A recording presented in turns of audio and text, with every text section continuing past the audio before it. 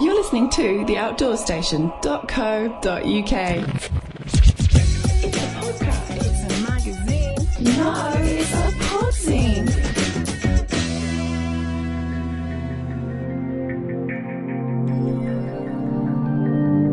Hello and welcome back to the Podzine, the audio podcast magazine for outdoors people. This interview is perhaps slightly longer than normal, but I hope you'll agree it's worth it. Because, you see, we've gone to the end of the world to get this. We've all been complaining of late, the way that British people do, about the weather. The winter was grey and dank, and the summer has been, well, disappointing. A few days ago, while I was sitting here sulking about it, I had an email from Peter Milner, who mentioned the fact that where he was, it was a bit chilly outside at minus 30 degrees C. You see, Peter Milner is the winter base commander of the Halley Station, part of the British Antarctic Survey.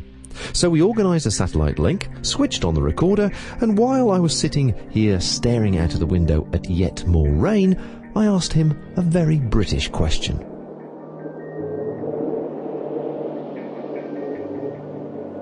Yeah, we've got quite a windy day today. We've had it for the last couple of days now. Wind's been running quite strong, which, interestingly enough, actually, because our building's up on legs, rocks the building slightly. In our dining room and lounge, you can see the mugs on their hooks just swinging slightly. If you're sitting in a chair in the library reading, you can just feel the building rocking very slightly. I'm speaking to you from the office at the moment, right in the centre of the building, and I can hear the wind in the background coming right past us. It's incredibly noisy. Once you get out, you really can't speak to somebody, so we work with hand gestures when we're outside. But I'm sure it'll calm down eventually, and then we'll go back to those beautiful starry nights and cold, clear conditions. The wind is currently 36 knots. We've got minus 19 giving us a wind chill in the minus 36. We're actually in the middle of a gale at the moment. Yesterday was a bit more exciting. We had 46 knots, which is about 52 miles an hour, reducing visibility to about 10 metres. Interestingly enough here, when the wind blows, it actually gets warmer. It stirs the air up, and as you know, cold air sinks. So if we've got a nice, still, clear day, it's actually colder. When the wind blows, the warmer upper atmosphere mixes in, and we get things slightly warmer. So, yeah, we've had the first sort of big blow of the winter so far. Like I say, at 46 knots. I was going over to one of the science platforms yesterday to chat to one of the guys. Which involves just following the ropes, the safety ropes between buildings. And as I was right in the middle between the two, all you could see was sort of 10 metres of rope one way and 10 metres of rope the other way, and just sort of whirling snow. Obviously, we're completely in the dark at the moment here, and I was going to ask you about that now. What I'd like to do is get people, if possible, if they're listening to this and they're sitting in front of their PCs, to actually log on to the website to visualise exactly what we're going to be talking about. Because I just spent the last hour or so doing a bit of research and fascinated by what your lifestyle must be like down there, which is really probably what I'd like to talk about with you most of all. So the website, first of all, is antarctica.ac.uk, and you're on the Halley Base, aren't you? Yeah, that's right. We're on Halley Station, which is on the Brunt Ice Shelf. It's Britain's most furthest south station. Yeah, you'll be able to pick up that from the British Antarctic Survey website easily enough. So certainly the buildings now, I hadn't realised. I mean, I was expecting, I suppose, again, old-fashioned and some of the material that one's seen over the years, but sort of the tunnel-shaped metal sheds or type compounds, and to see that they're all on legs, presumably to keep away from the snowfall, it really looked very high-tech. Yeah, it's a really interesting design, as you can appreciate from the older bases. We get about a metre and a half of accumulation of snow every year here. So everything pretty well just tries to get buried, whereas with the tactics for the building on legs, is that we jack that up every year just to keep us above the snow surface. We also do it to level the building off. Although there's some news on the website, we're actually producing a new station. New Halley 6 is coming up, which is quite an interesting project run by some architects for us, and that's actually going to be on skis. So we're just going to move the station every now and again back up onto the surface. The problem with the building at the we've got at the moment, obviously. Although we can raise it, we can't move it physically on the surface. And Halley Station is on the Brunt ice shelf. An ice shelf is defined as where the ice runs off the continent, off the rock, and starts to float out to sea. That's the bit that's technically an ice shelf. So actually I'm living on the sea, effectively. We're a frozen glacier that's slowly slowly moving away from the land. So eventually the station, or the position this station is at, will eventually get to the edge and form an iceberg and disappear. By that time, we'll have entirely removed the buildings of Halley 5, and Halley 6 will be created on skis and moved inland, and that's a project we're starting later on this year, actually, the next coming summer. I suppose the irony is the signal that we're having this interview over is obviously provided by broadband, and you sound like you're just down the road, not literally at the end of the world. And when you nonchalantly say, I think, well, we'll just knock this one down and we'll knock another one up, it's not like building a garden shed at the bottom of the garden, is it? Oh no, logistically it's a massive project. We're going to be working out of South Africa next year, as opposed to our normal base of operation, the Falkland Islands. And simply put, if you've brought all the bits and pieces down here, but you've forgotten the nuts and bolts to put them together, can't go down the shops for some bits and pieces at the last minute. We have to be extremely careful, design things very well, get everything down here, because if we miss something, then like I say, it can be a bit of a problem. So, plus, of course, our logistics are about a year long. Halley Station normally has a winter that lasts from the end of February through to beginning of middle of November. It's going to be slightly earlier this year. The first people we'll see will be at the end of October. And then we have a particularly busy period from the ships coming in. Our first ship coming in would usually be the end of December through to the end of February. So when I arrived and just after New Year this year in December. We were hoping to get in earlier, but ice in the Weddell Sea held us up for a couple of weeks. And then you have 2 months of busy summer, and the final ship call was end of February. And that left us as a winter team of 18 here until we see the next human in, like I say, end of October. Blimey. Well, let's try and just paint a few more pictures, if you would, Peter, for us. Now, you're midwinter, and I think on a previous call you were saying that's about 105 days without sunshine. Is that correct? Well, yeah, thereabouts. We do get a certain amount of little bit of twilight occasionally if we've got really still air and it's absolutely crystal clear. And you look to the north, you can get a little bit of an idea of twilight that's happening to somebody else over the horizon. But yeah, as far as the sun's concerned, we won't see that until the 11th or 12th of August now. So it's effectively 105 days with the sun below the horizon. Any amount of cloud, and it's pretty much dark 24 hours a day. It's pretty unique. Well, I'm just thinking, even from a personal point of view, it drives me stir crazy. I mean, I think you said there was 17, 18 on the team now for that winter period, and I think I read on the site there that you normally fill up to capacity to about 70 or so. What do you 18 guys do for 105 days? We're pretty busy. I mean, we have everybody, scientists, support staff, obviously carpenter, electrician, plumber, generator mechanic, vehicle mechanic, chef. We have a particularly good chef with us at the moment, doctor, all those support staff. Those sort of guys are keeping their indoors jobs for this period of the time.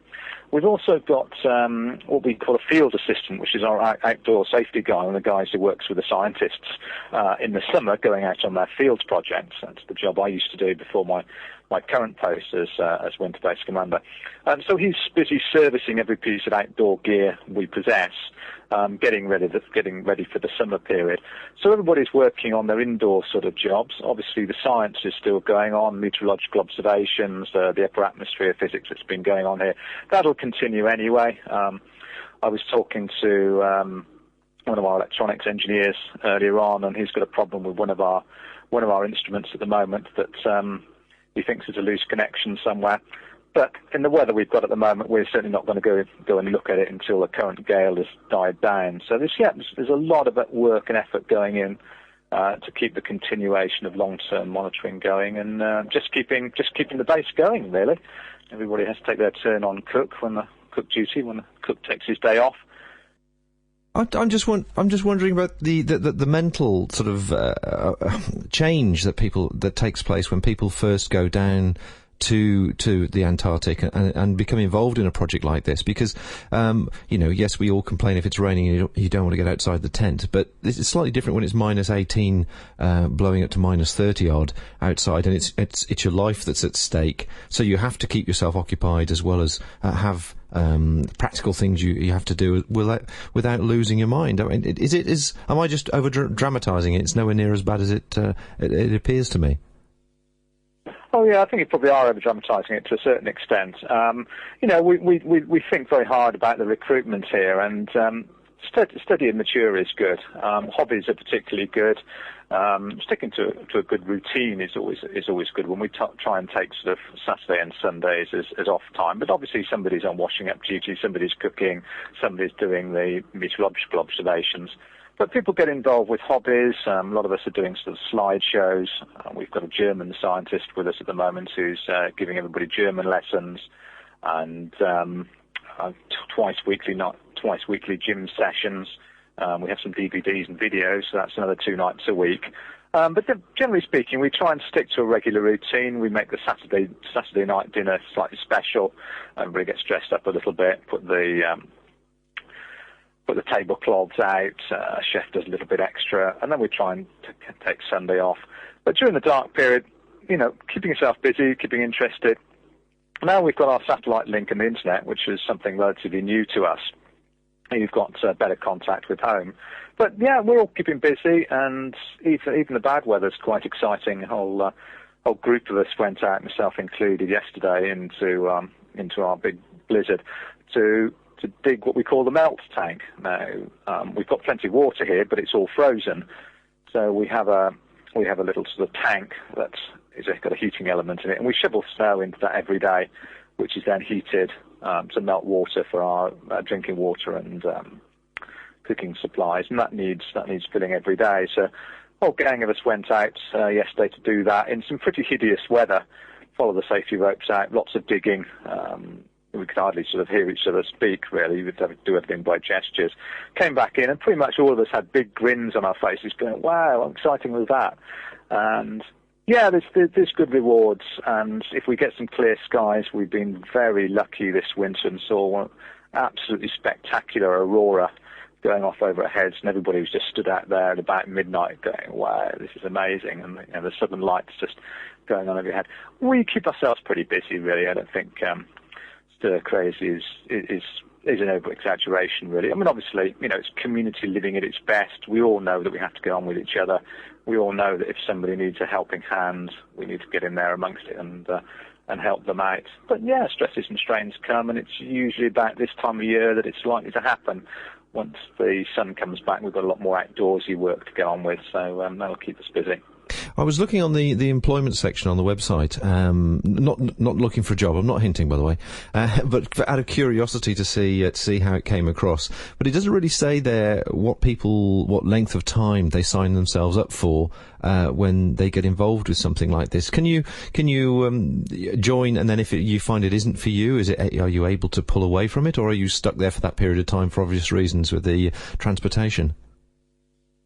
Yeah, it depends to be seasonal to us.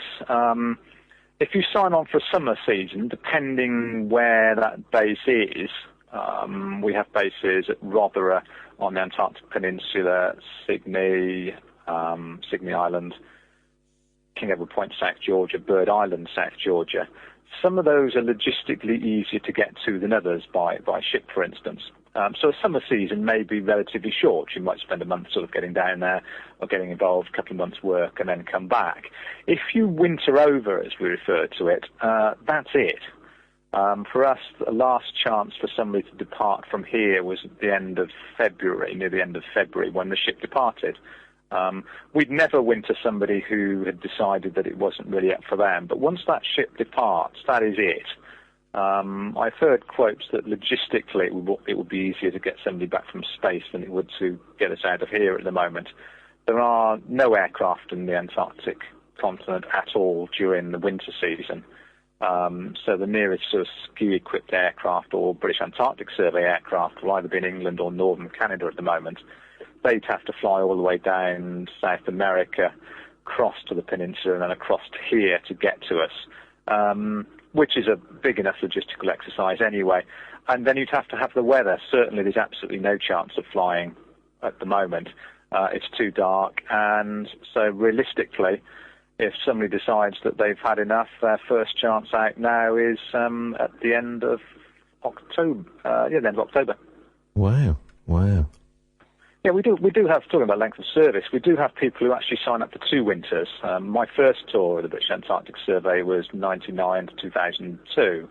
I signed up as what we call field guide or field assistant, and that was two winters. So I went south first in 1999, came home May, June 2002.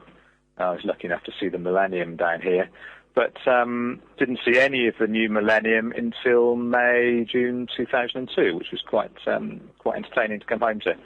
In that period of time, then, that you've signed up for and been out there, and as you said, you know, that obviously the satellite link and the internet must make a massive difference to sort of communication and sort of feeling part of the rest of the world.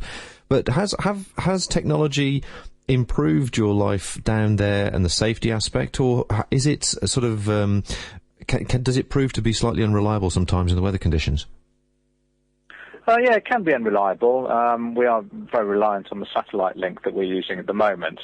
When I first started, we didn't have the internet link. We'd had just a, sort of an email link out and back twice a day. So we had email, but not the abilities to deal with too many phone calls. The internet has made the phone calls for us much cheaper, which has obviously helped. And it's also good. We can bounce ideas off our permanent staff management in Cambridge back in the UK. So if we've got a problem, we can go, and there's always somebody to talk to, which is useful. The support there is fantastic. With digital cameras, we can sort of send a picture back of, oh, look, this is the bit that's just broken. Can you order us another one, please? Although obviously if it's broken seriously, we have to make another one down here.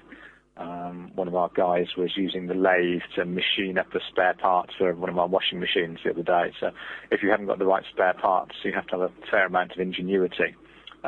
It's basically made quite a difference on the support side of things. But at the end of the day, we're down here for the duration of the winter, and we'll have to deal with whatever we have to deal with. And there's all sorts of contingency plans in place for that, but most of them involve not living quite as comfortably as we are at the moment. We're in quite a nice heated building. It's very small. And your bedroom or pitch room, as we call them, is fairly small, but it's comfortable enough. So whatever we've got down here, we've got, and that's it. You said you first went out there as a field guide. Yeah. So first of all, 2 things that interest me. First of all, how did what qualifications and skills did you have to bring to that sort of post? And secondly, what did that actual post consist of? It's to me, it's a sustainability guy. It's absolutely my ideal job. I was over the moon when I got it, and basically you could describe it as sort of field safety, really. The idea being that we send a scientist out. They want to visit various points in the Antarctic for science, be it glaciology, geology, biology, meteorology, whatever. And we pair them up with an experienced cold weather mountaineer whose job it is safety officer for that particular trip. So we would do everything other than science, preparing all the field equipment, camping equipment, to all the logistics we'd normally deploy by ski-equipped twin-otter aircraft. And we'd be responsible on the ground for the safety and well-being of the scientist and the safe operation of that expedition. So much so that we could, in fact, overrule it and say, look, we're not going over there, that's far too dangerous. So glacier travel and cold weather mountaineering is good as a prerequisite for that sort of job.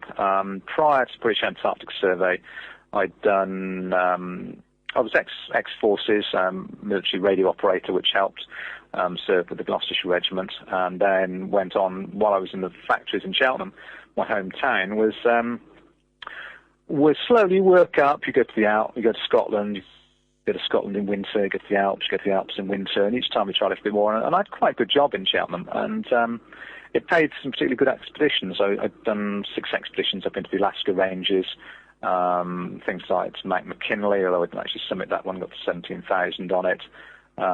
East Greenland in winter, ski mountaineering, and as I applied for the British Antarctic Survey, I was just finishing off an expedition to Mount Logan, which is the highest point in Canada, just slightly under the height of Mount McKinley, but possibly one of the most coldest mountains in the world.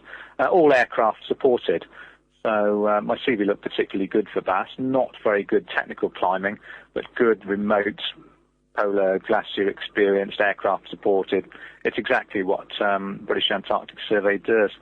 So I was very lucky to get that job, very incredibly proud of it. And I did four field projects with them during that tour for taking the scientists out. I thoroughly enjoyed that. And during the winter as well, the field guides take the base staff out on winter training trips. So we've had, before the sun disappeared, we had everybody out to have a week exploring local area. We went to what they call the hinge zone, which is where the Brunt ice shelf literally hinges against the Antarctic continent. There will be a certain tide rise, and that's a very crevassed area, which is some quite interesting ice sculptures there. So we all sledged off down there by turn and had a look around there, camping in our pyramid tents.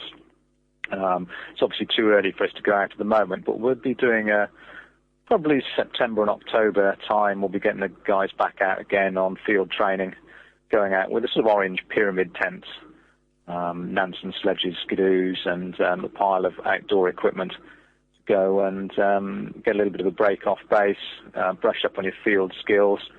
And really good outdoor training, but not very lightweight, I'm afraid, Bob. Yeah, well, I was just thinking that as you were saying that. I mean, the reason you've got in contact with me was your tongue-in-cheek comment about you're not really into lightweight stuff for obvious reasons, and the curiosity has got the better part of me.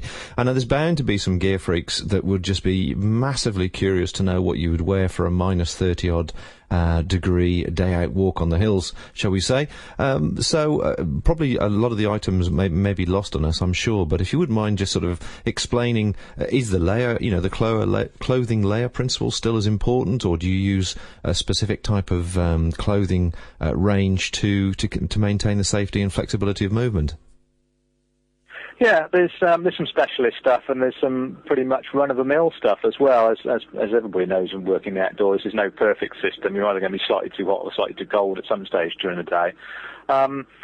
The clothing we use pretty well day to day for work, thermal t-shirt, thin fleece, moleskin trousers, which are particularly hard wearing.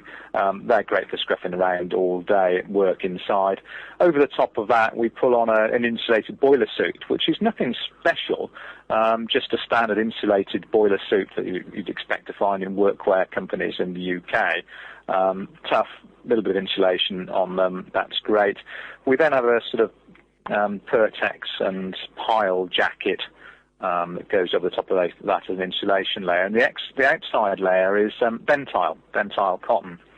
Breathes incredibly well, is incredibly windproof and remarkably warm, plus extremely hard wearing.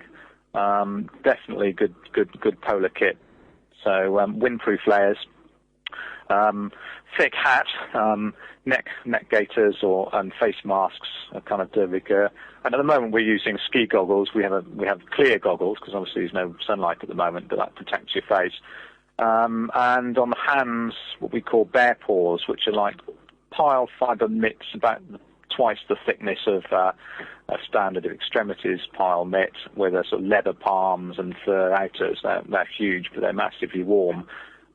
Big mukluk boots on, which are, this is actually an Eskimo term originally, so big sort of protective toe cap boots lined with felt inners, and the felt inners are about a sort of centimetre thick. A couple of pairs of socks on, and obviously thick insoles that protect you from the snow. So lots of protection for the extremities and lots of windproof outers. But what about down? You haven't mentioned down clothing at all. Is that not used? Yeah, we do use down clothing. Pretty well everyone gets issued with a big RAB expedition down jacket, the big yellow and black ones. Some people use them around the place. They're sufficiently expensive we wouldn't use them as workwear. But if you're standing around in the cold, or if you're working between platforms, they're useful for that. One of our scientists works at the clean air sector, which is upwind of us, looking at pollution monitoring. He's got reasonably good sort of 1.5 kilometres walk every day, so he does that in a down jacket. Great if you stood around. If you're actually working hard, or you're digging or something, they're too warm. We also get issued with a Canada Goose down jacket from northern Canada, made by Canadians, which they're used to the -40s up there. Great for sort of if you have to stand around and fix something, or working on a small, little piece of science, or downloading some information. Ideal for that. And if you're using a skidoo in the winter periods as well, that's quite good, an outer layer. But if you're actually sort of walking, they're slightly too bulky and too warm. So yeah, you always got a down jacket of some description in your pack, and as soon as you stop, that jacket goes straight on as keep any sort of warmth you've got in you. Those the tents you were saying, the what are they called? They're not pyramid tents, are they? Yeah, they are pyramid tents. They look remarkably similar to a pyramid tent that you'd seen from Scott's days. Obviously, there's been quite a few changes involved with that. You'll be amused to know that they weigh about 85 pounds each, and by the time you add its tent pegs, it takes you up to about 100 pounds. They're made of ventile as well. There's a ventile outer with a sort of nylon inner, double skin tents. Pole at each corner, and that pole is rather like a lightweight aluminium scaffolding pole. Really solid. They're rated to about 80 knots of wind, particularly if well pitched. So how do you? Describe how the what it's like in those tents. So I presume I'm visualising something that's a large pyramid tent, but I was trying to work out what was inside that tent as regards on the floor and so on, because presumably you're straight down on the snow or ice pack.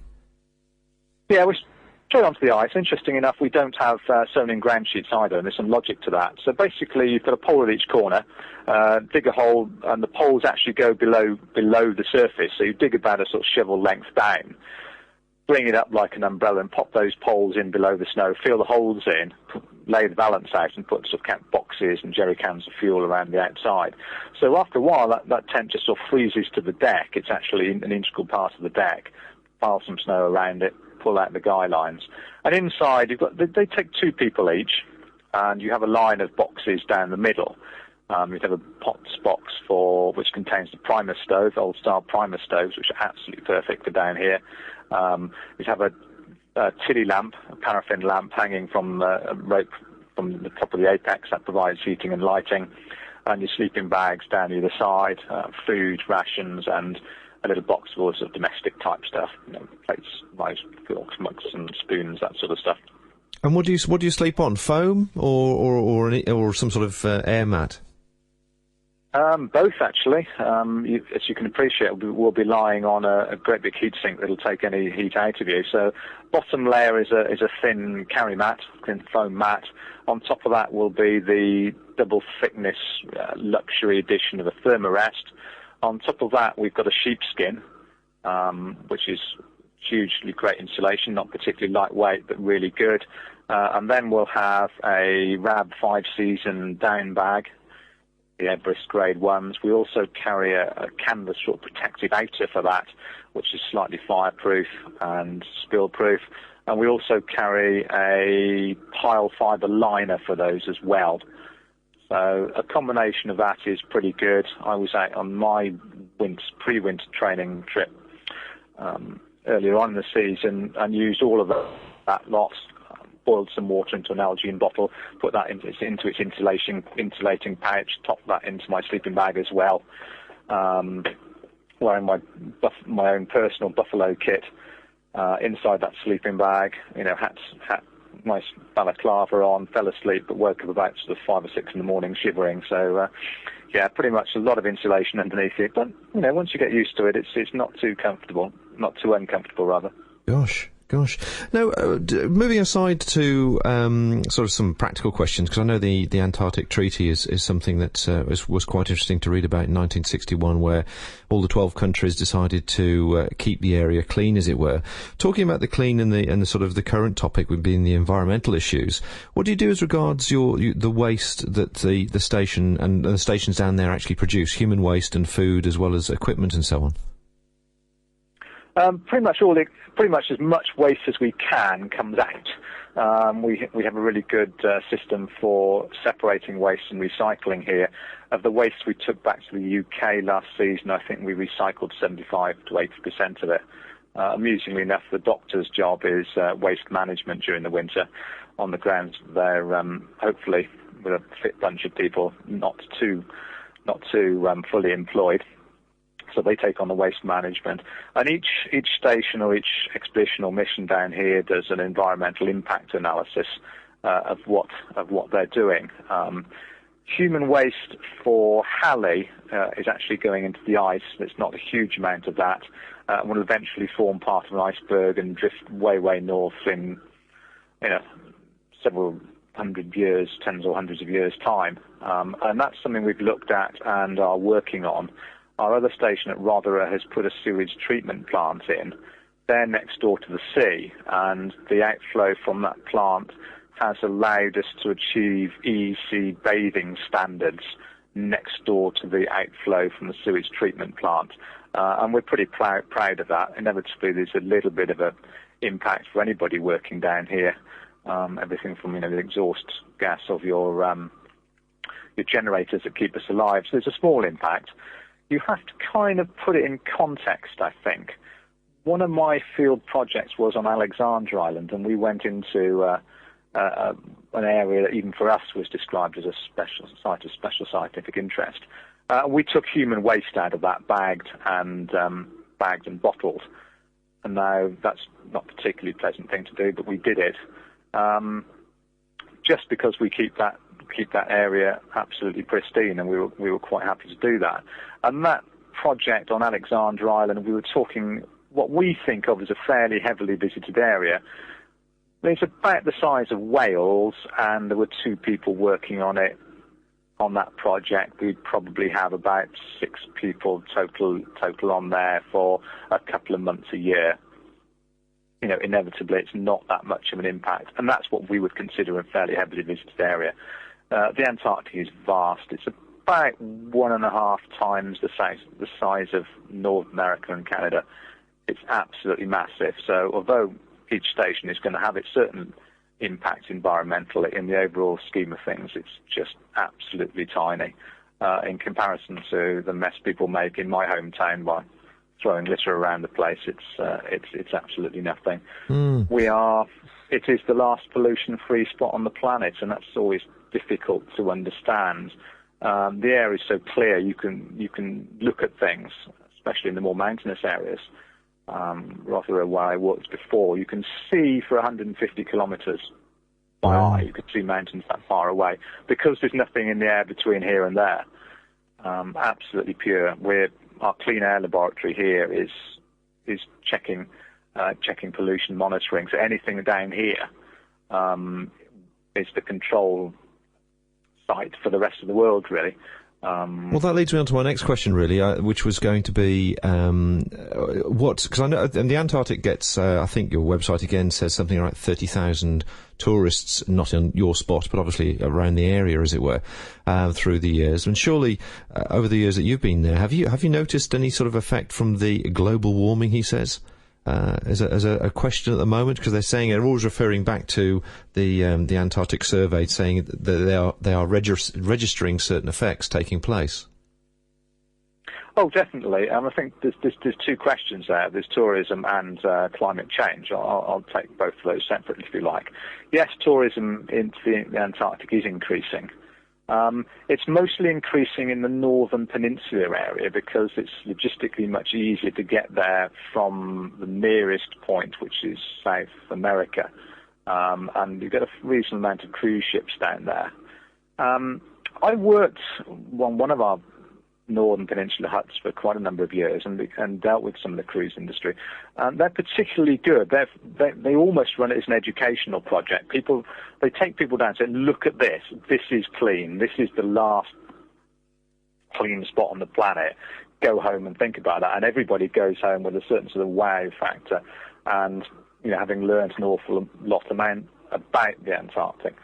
So most of the tourism happens in that northern tip of the peninsula, just purely for logistical and cost reasons. They do exactly the same environmental standards as the national operators have, and they stick to it. I've seen that they're pretty good with that. So I think that's quite a reasonable thing to do. It's quite a good educational tool.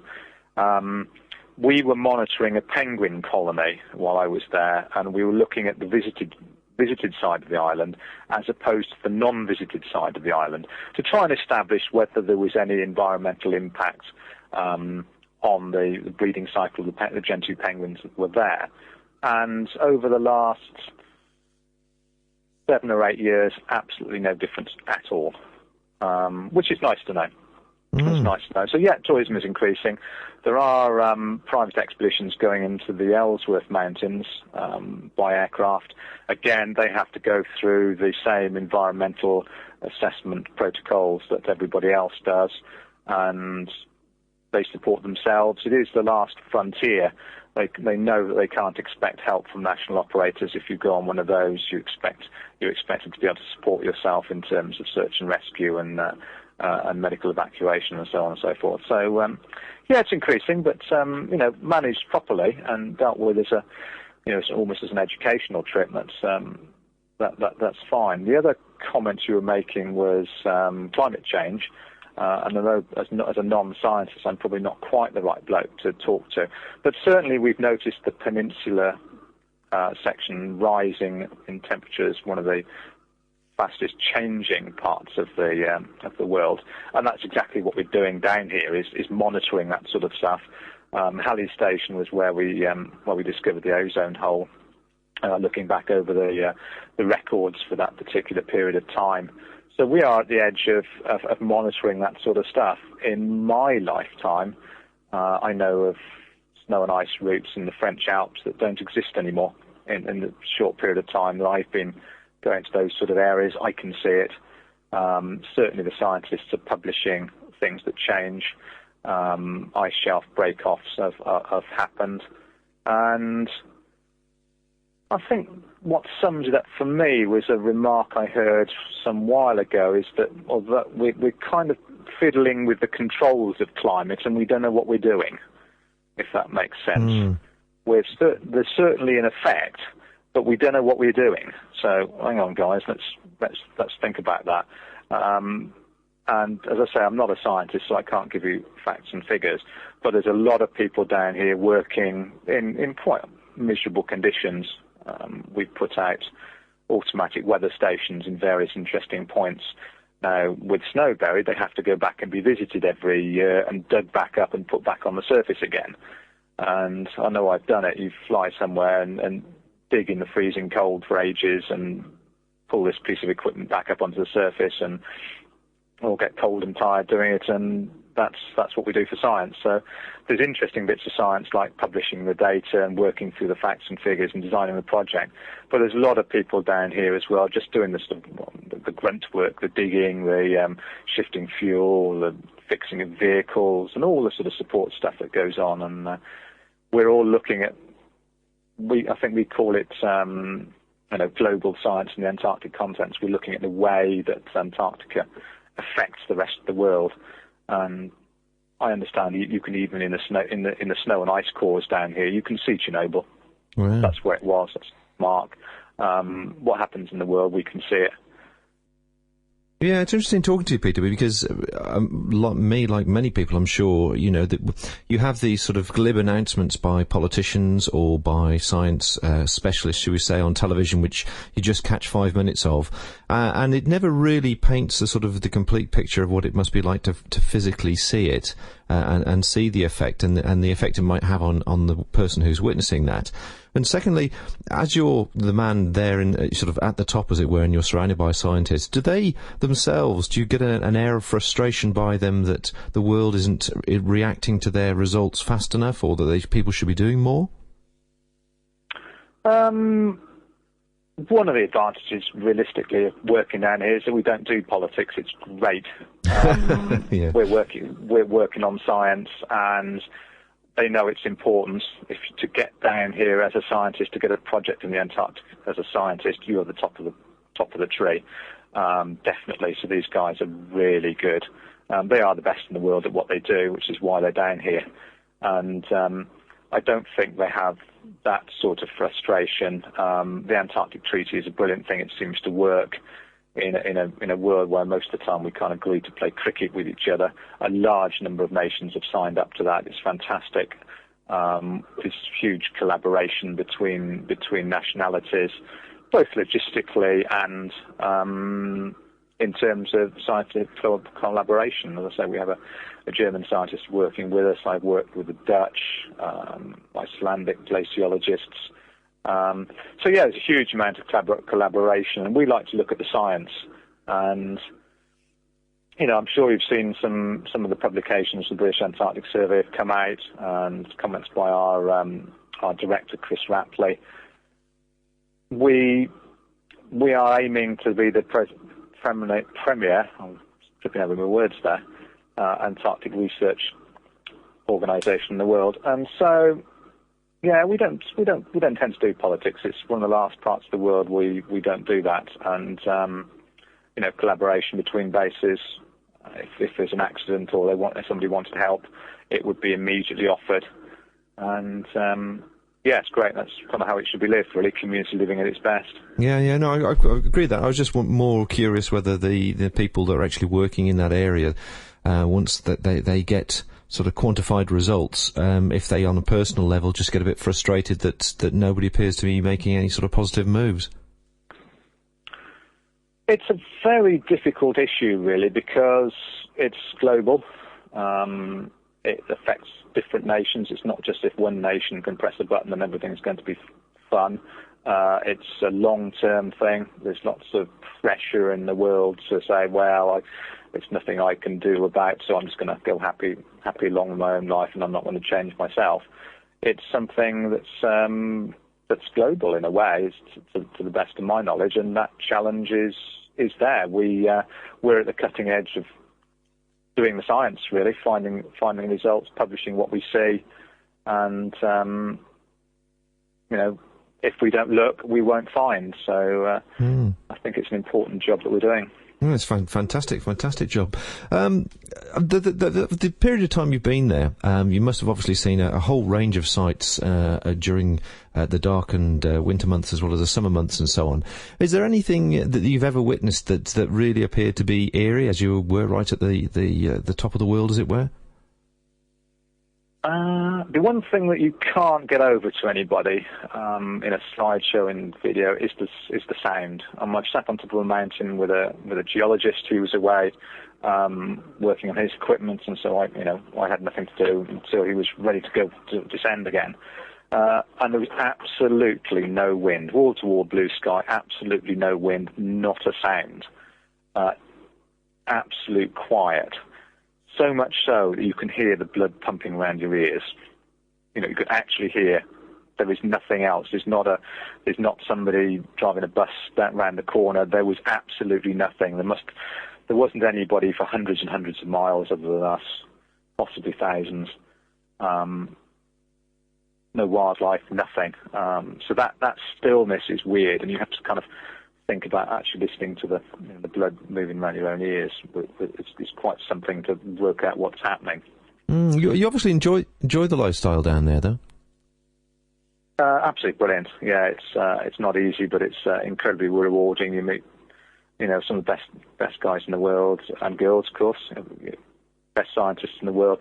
It is amazing. It's hard work, but you do get the rewards. The aurora I was talking about was just fantastic. At the other end of the noise scale is what we've got going on outside, where you'd have to sort of shout to somebody right in their ear before they can hear what's going on. the sounds of the weather. Northern Peninsula, where you've got the wildlife, we've got an emperor penguin colony not too far from us, and so we're hoping that we can get people out to go and have a look at that, which is, more people will have climbed Everest and visited that particular group of penguins. So we're all pretty excited about that, if that works. And yeah, to come to the last pristine, pollution-free spot on the planet is fairly special, and it's only when you really come home sometimes you actually realise what that means. I remember sailing back on one of my ships once into the Channel, the English Channel, and it was just filthy. It was just filthy. You know, Coke bottles floating around, and just it's quite different. I was being very lucky on the field guides job. We went with some biologists to a place where there's actually a fossilised tree, and it's just there in the rocks, and you look at it and go, well, I'm not a scientist, but that's a tree. And you can see little fossils of fern leaves lying around in this sort of completely bit of exposed rock in a complete icy wilderness. And you look at this and think, this was somewhere else once. It was a forest once, i.e. before the continental plates started moving around, and it's still just lying there. Absolutely amazing to see. Wow. Wow.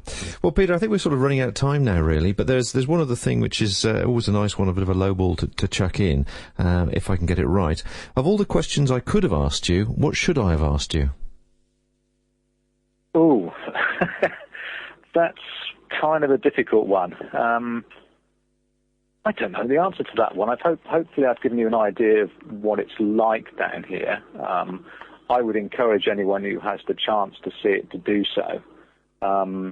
It has its ups and downs. You know, you miss home occasionally, and you know, it's your turn on going out digging when it's cold and miserable. But you know, you jump back, and your friends are there to help you out.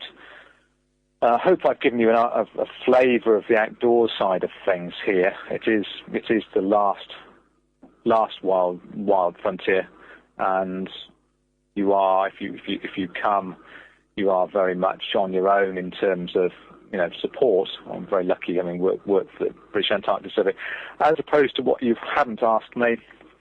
I don't know, possibly that question I might not have answered in the first place. I can't really give you that one.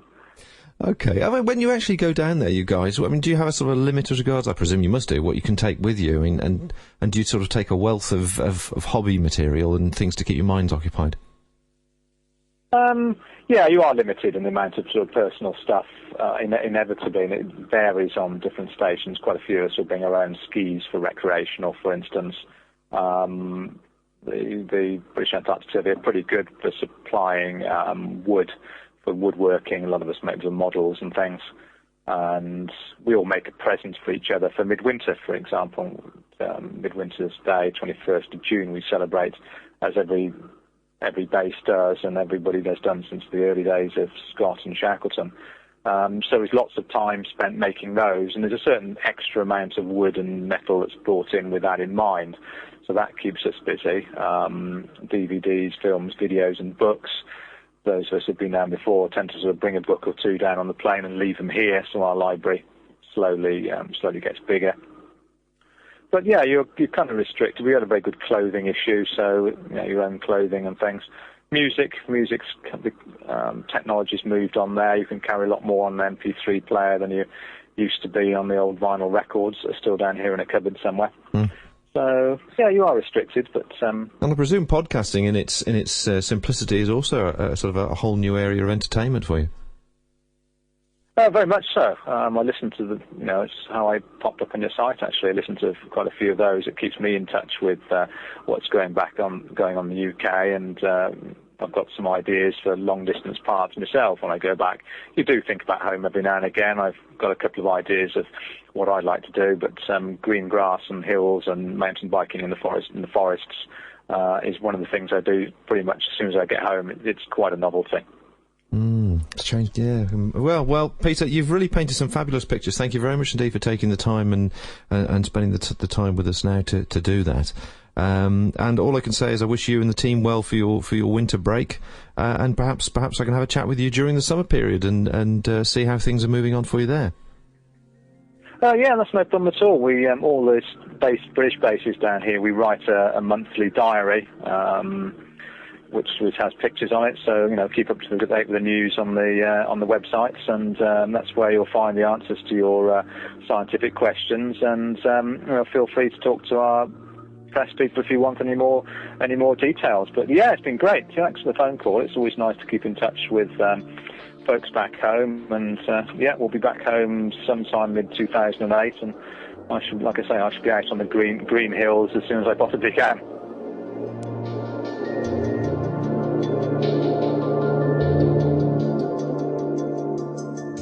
My thanks to Peter Milner for that fascinating and enjoyable insight into life at the end of the world. Please visit their website at antarctica.ac.uk, and I'm sure you can write an email directly to them from there.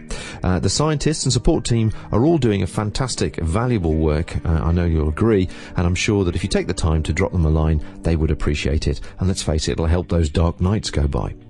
Well, that brings us to the end of this podcast, the podcast from the end of the world. Until next time, folks, take care out there and enjoy the rest of the summer.